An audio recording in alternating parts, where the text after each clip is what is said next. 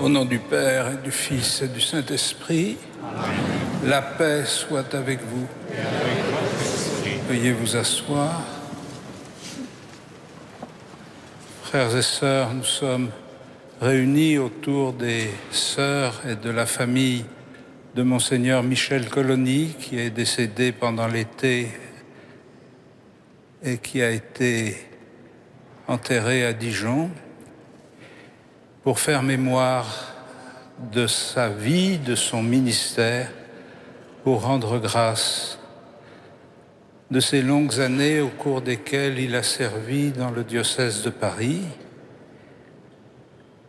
très longtemps, auprès des jeunes, auprès des éducateurs, auprès des universitaires, puis comme vicaire général du cardinal Lustiger, avant de devenir évêque puis archevêque de Dijon. Et je suis heureux de saluer le vicaire général de Dijon qui est venu participer à notre célébration. Beaucoup d'entre nous ont bien connu Monseigneur Colony et ils comprennent qu'il serait difficile de faire un éloge funèbre sans le faire se retourner dans sa tombe. Nous avons tous en mémoire l'acuité de son attention, la finesse de sa présence, la fidélité de ses relations,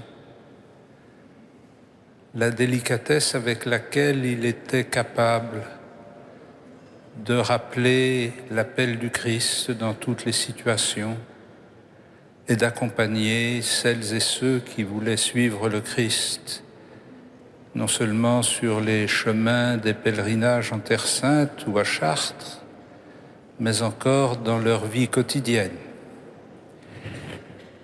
Nous rendons grâce pour ces années où nous avons bénéficié de son ministère. Nous rendons grâce surtout peut-être, et c'est le plus important, pour les fruits cachés que nous ne connaissons pas.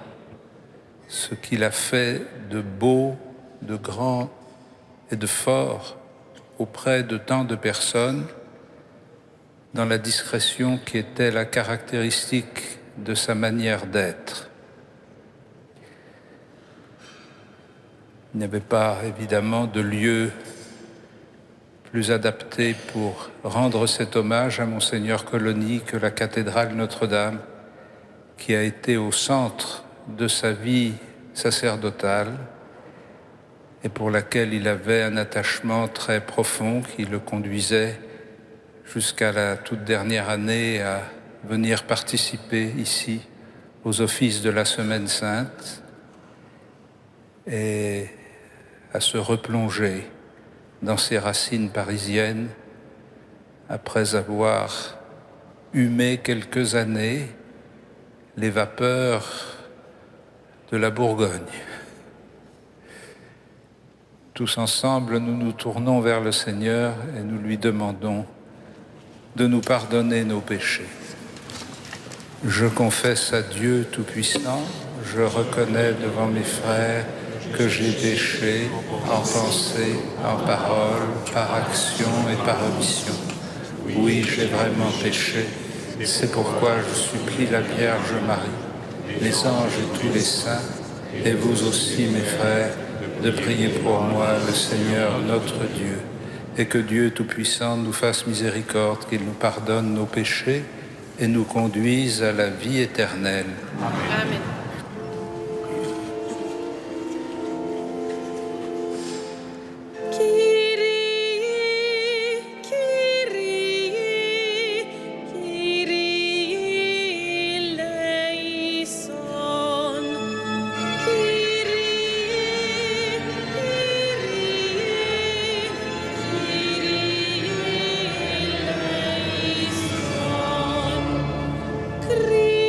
Christi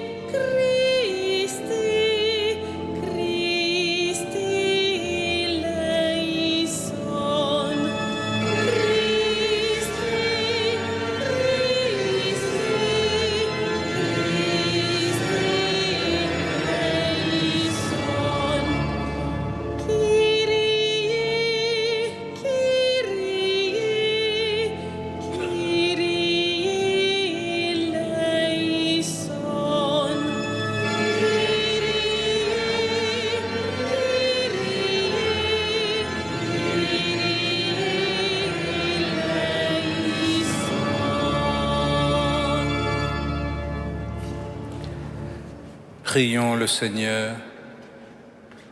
Dieu qui as appelé ton serviteur Michel Colony à la charge de l'épiscopat pour qu'il continue le sacerdoce des apôtres, permets qu'ils soient associés maintenant à leur bonheur éternel par Jésus-Christ, ton Fils, notre Seigneur et notre Dieu, qui vit et règne avec toi et le Saint-Esprit maintenant et pour les siècles des siècles. Amen.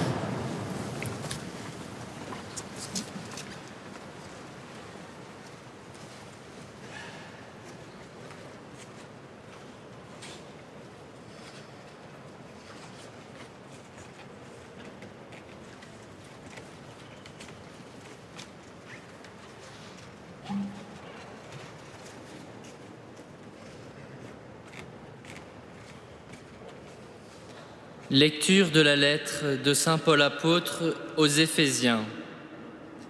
Frères, dans le Christ, nous sommes devenus le domaine particulier de Dieu. Nous y avons été prédestinés selon le projet de celui qui réalise tout ce qu'il a décidé. Il a voulu que nous vivions à la louange de sa gloire, nous qui avons d'avance espéré dans le Christ. En lui, vous aussi, après avoir écouté la parole de vérité, l'évangile de votre salut, et après y avoir cru, vous avez reçu la marque de l'Esprit Saint. Et l'Esprit promis par Dieu est une première avance sur notre héritage en vue de la rédemption que nous obtiendrons à la louange de sa gloire. Parole du Seigneur.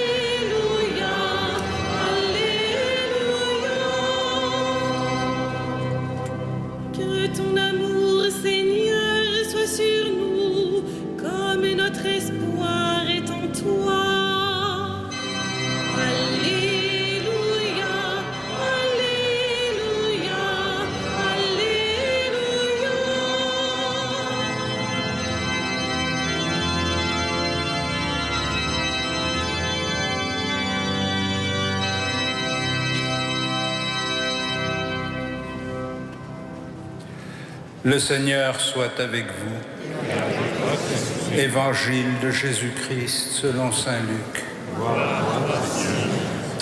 En ce temps-là, comme la foule s'était rassemblée par milliers au point qu'on s'écrasait, Jésus, s'adressant d'abord à ses disciples, se met à leur dire « Méfiez-vous du levain des pharisiens », c'est-à-dire de leur hypocrisie.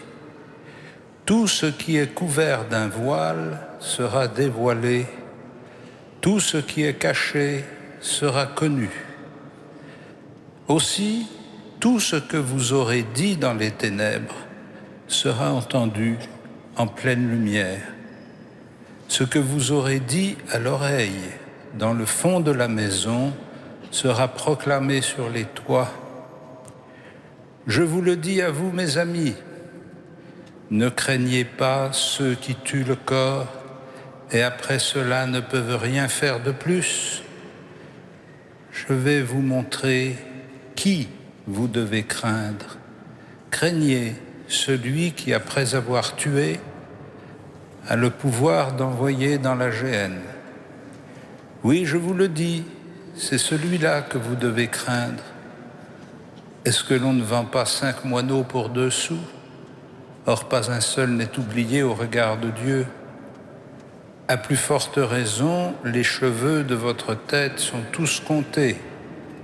Soyez sans crainte, vous valez plus qu'une multitude de moineaux. Acclamons la parole de Dieu.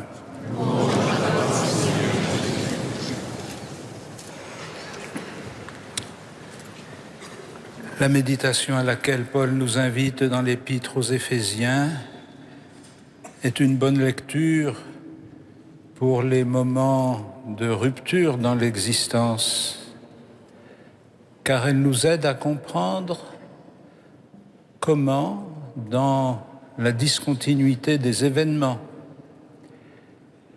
jusque dans ce qu'ils ont d'irrémédiable, s'accomplit quelque chose qui échappe encore à notre regard. Car ce qui survient dans la vie des disciples de Jésus ne peut jamais être considéré comme privé de sens. C'est le dessein éternel du Père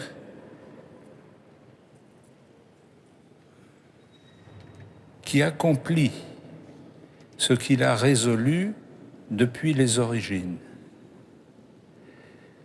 C'est cette volonté qui est en lui de conduire l'humanité à la dignité de sa famille,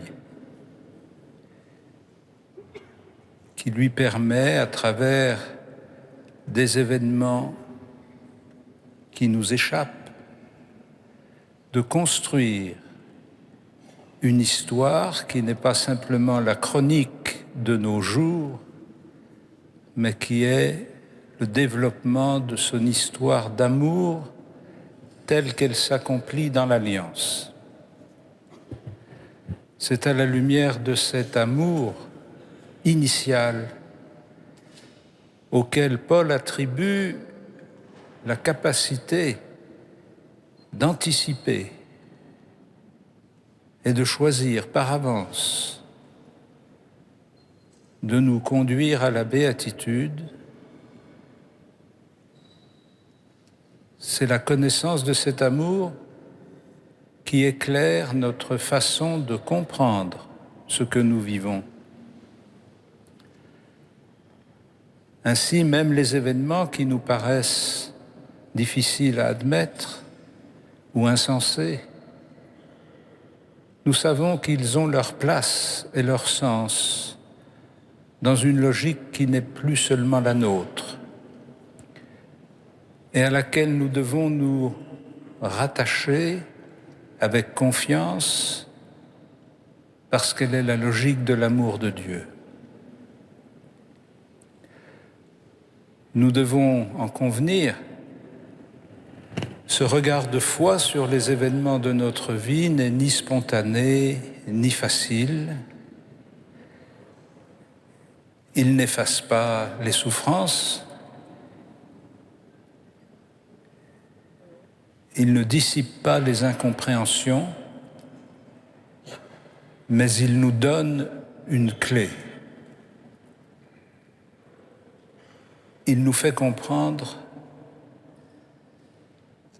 ce qu'il y a vraiment à craindre, comme dit l'Évangile de Luc. Ce qui est à craindre, ça n'est pas ce que tout le monde pense. Ça n'est pas les dangers que l'on peut courir parce que l'on fait telle ou telle chose. Ça n'est pas les risques que l'on prend parce que l'on se dévoile comme disciple du Christ. De toute façon, tout ça apparaît inévitablement à travers notre comportement. Ce que nous devons craindre, c'est de perdre cette clé qui est la clé d'interprétation de l'histoire du monde. Est-ce que l'on ne vend pas 5 moineaux pour 2 sous? Et à plus forte raison, les cheveux de votre tête sont tous comptés. Cette confiance radicale dans l'amour permanent de Dieu pour l'humanité, dans la puissance de sa miséricorde qui relève les hommes à la façon dont il l'a manifesté à travers l'histoire d'Israël. Ce zèle qui pousse le berger qui a perdu sa brebis, la femme qui a perdu sa pièce, à chercher fébrilement dans tous les sens comment ils vont les retrouver, et qui ouvre pour nous un regard sur l'anxiété du père qui a perdu son fils. Rendons grâce à Dieu qui nous associe à cette recherche permanente en faisant de nous les disciples de son Fils. Rendons grâce à Dieu qui nous a choisis dès avant la création du monde et qui nous conduit en fonction de ce choix. Rendons grâce à Dieu qui a mis en nous l'Esprit Saint pour que nous puissions répondre à ce don d'amour. Amen.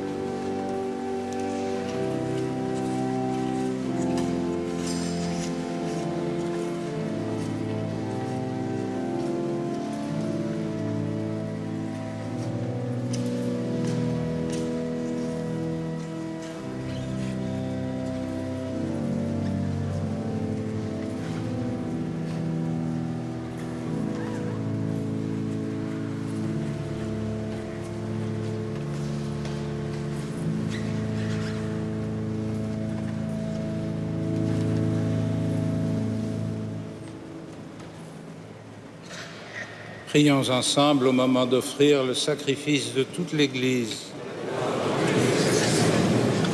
Seigneur, accueille le sacrifice que nous t'offrons pour ton serviteur Michel Colony, archevêque de Dijon, toi qui lui as confié sur terre la charge de l'épiscopat, fais qu'au royaume des cieux, il vive en compagnie des saints, par Jésus le Christ, notre Seigneur. Amen. Le Seigneur soit avec vous.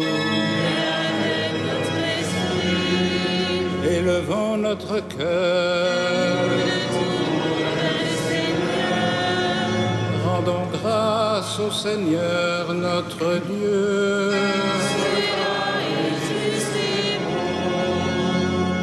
Vraiment, il est juste et bon de te rendre gloire, de t'offrir notre action de grâce toujours et en tout lieu.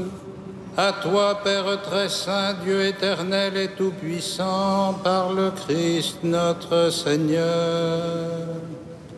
C'est en lui qu'a resplendi pour nous l'espérance de la résurrection bienheureuse. Et si la loi de la mort nous afflige, la promesse de l'immortalité nous apporte la consolation. Car pour tous ceux qui croient en toi, Seigneur, la vie n'est pas détruite, elle est transformée. Et lorsque prend fin leur séjour sur la terre, ils ont déjà une demeure éternelle dans les cieux. C'est pourquoi, avec les anges et tous les saints, nous proclamons ta gloire en chantant d'une seule voix.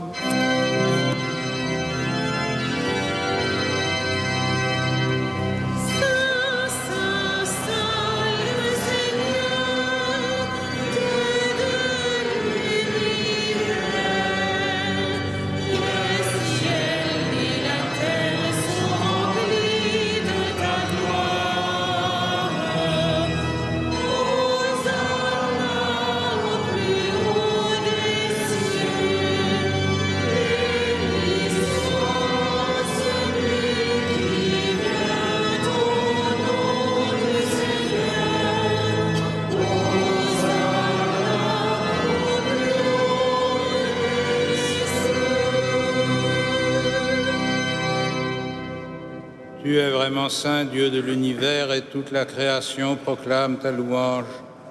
Car c'est toi qui donnes la vie, c'est toi qui sanctifies toutes choses, par ton Fils Jésus-Christ, notre Seigneur, avec la puissance de l'Esprit Saint.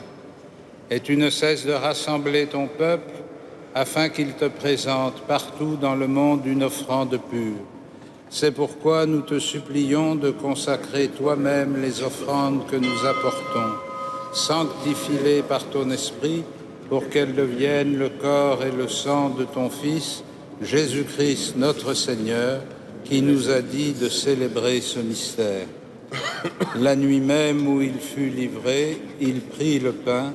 En te rendant grâce, il le bénit, il le rompit et le donna à ses disciples en disant « Prenez et mangez-en tous, ceci est mon corps livré pour vous. »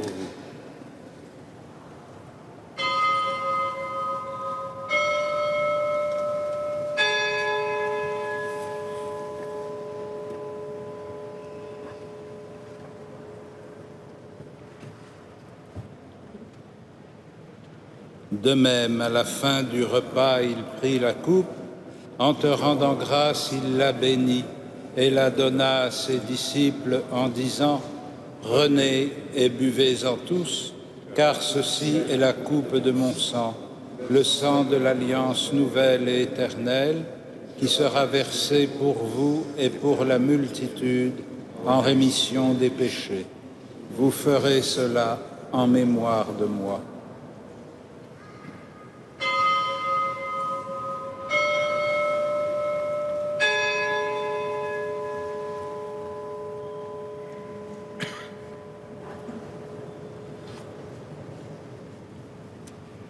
Proclamons le mystère de la foi. À toi qui es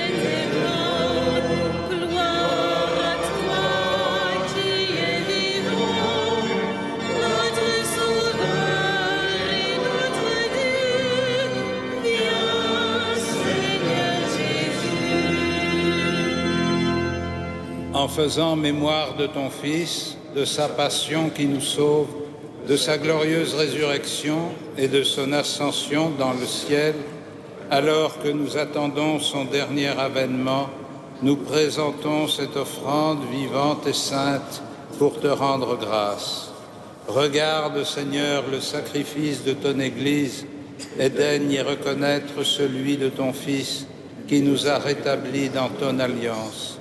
Quand nous serons nourris de son corps et de son sang et remplis de l'Esprit Saint, accorde-nous d'être un seul corps et un seul esprit dans le Christ, et que l'Esprit Saint fasse de nous une éternelle offrande à ta gloire, pour que nous obtenions un jour les biens du monde à venir auprès de la Vierge Marie, la bienheureuse Mère de Dieu, de Saint Joseph, son époux, avec les apôtres, les martyrs, Saint Denis, Saint Calixte et tous les saints qui ne cessent d'intercéder pour nous.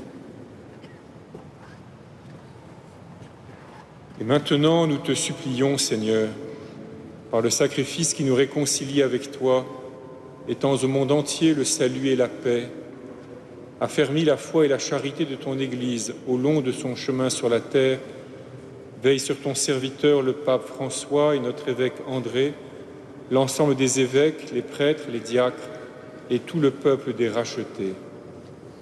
Écoute les prières de ta famille assemblée devant toi et ramène à toi, Père très aimant, tous tes enfants dispersés.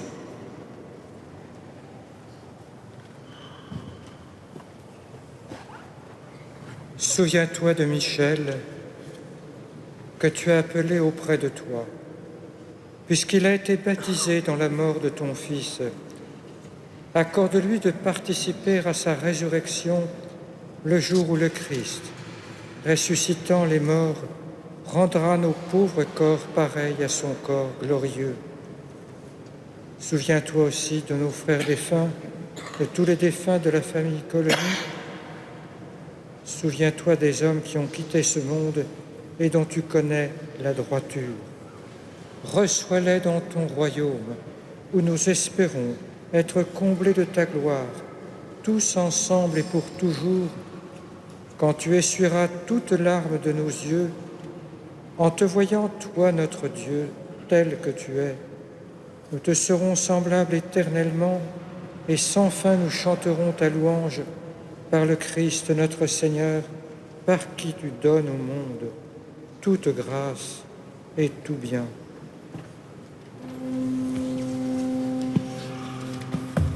Par lui, avec lui et en lui. À toi, Dieu le Père Tout-Puissant, dans l'unité du Saint-Esprit. Tout honneur et toute gloire pour les siècles des siècles.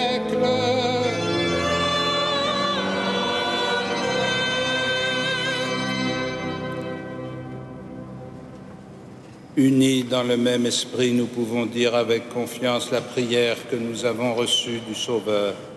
Notre Père qui es aux cieux, que ton nom soit sanctifié, que ton règne vienne, que ta volonté soit faite sur la terre comme au ciel. Donne-nous aujourd'hui notre pain de ce jour. Pardonne-nous nos offenses, comme nous pardonnons aussi à ceux qui nous ont offensés. Et ne nous soumets pas à la tentation, mais délivre-nous du mal. Délivre-nous de tout mal, Seigneur, et donne la paix à notre temps. Par ta miséricorde, rends-nous libres du péché, rends-nous forts devant les épreuves, en cette vie où nous espérons le bonheur que tu promets et l'avènement de Jésus-Christ, notre Sauveur.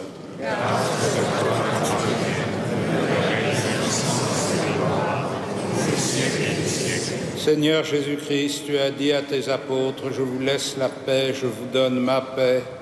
Ne regarde pas nos péchés, mais la foi de ton Église. Pour que ta volonté s'accomplisse, donne-lui toujours cette paix et conduis-la vers l'unité parfaite, toi qui règnes pour les siècles des siècles. Amen. Que la paix du Seigneur soit toujours avec vous.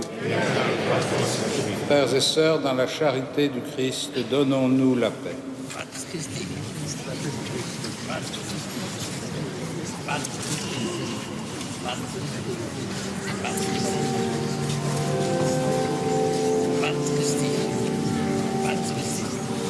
Agneau de Dieu qui enlève le péché du monde, prends pitié de nous. Agneau de Dieu qui enlève le péché du monde, prends pitié de nous. Agneau de Dieu qui enlève le péché du monde, donne-nous la paix. Heureux les invités au festin des noces de l'agneau.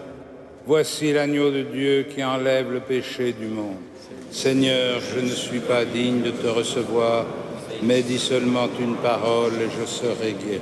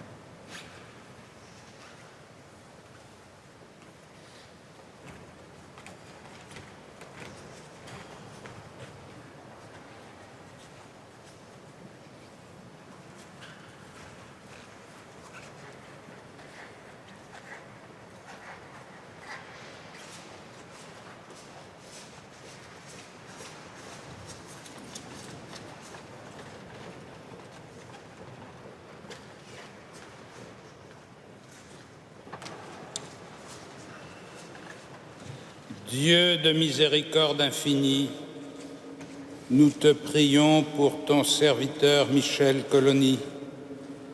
Tu as voulu qu'au nom du Christ, il conduise l'Église de Dijon.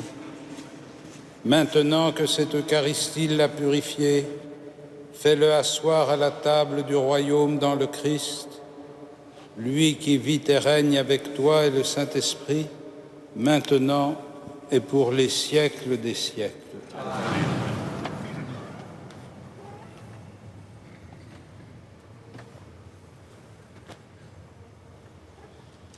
Le Seigneur soit avec vous et que Dieu Tout-Puissant vous bénisse, le Père, le Fils et le Saint-Esprit. Allez dans la paix du Christ.